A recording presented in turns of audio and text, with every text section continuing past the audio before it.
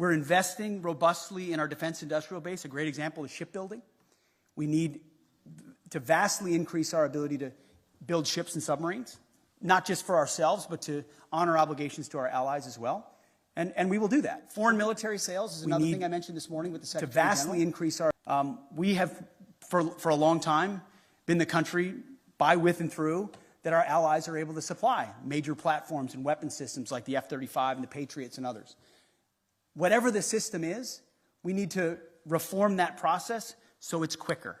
So a request today isn't delivered 7 years from now, but 3 years from now with less red tape and with the most efficient and effective technology possible. We hear that from our allies, and that's part of being a good faith partner, is we're going to... Do not buy new windows if you live in Maryland.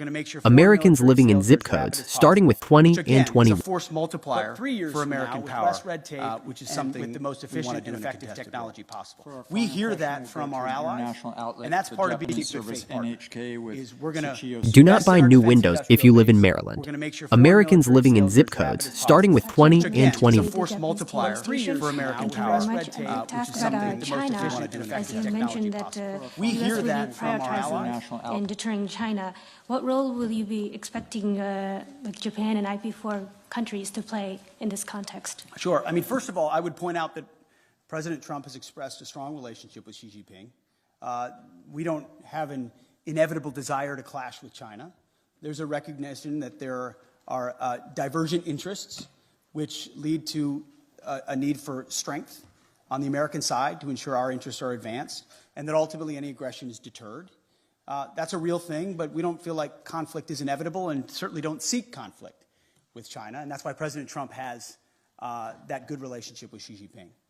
But it was prudent for us to work with allies and partners in the Pacific to ensure that that deterrence, hard power deterrence, not just reputational, but reality, exists. And that's why a lot of my first phone calls as Secretary of Defense were to Pacific allies, to Australia, to Japan, to South Korea, to the Philippines, and others, and will continue, because that, just as this alliance in Europe is critical, working by, with, and through allies and partners in that region who understand the reality of the ascendant Chinese threat will be critical. It can't be America alone. It won't be America alone if we are to deter that. So it is a focus. I've articulated that from day one. America achieves strength, whether it's in peace through the Ukrainian conflict or deterring it in the Pacific through strength. There's a reason why Donald Trump emphasizes peace through strength at every moment. My job alone as the Secretary of Defense is to ensure he has the strongest, most capable, most lethal military possible. Heaven forbid we have to use it. It's meant and built for deterrence.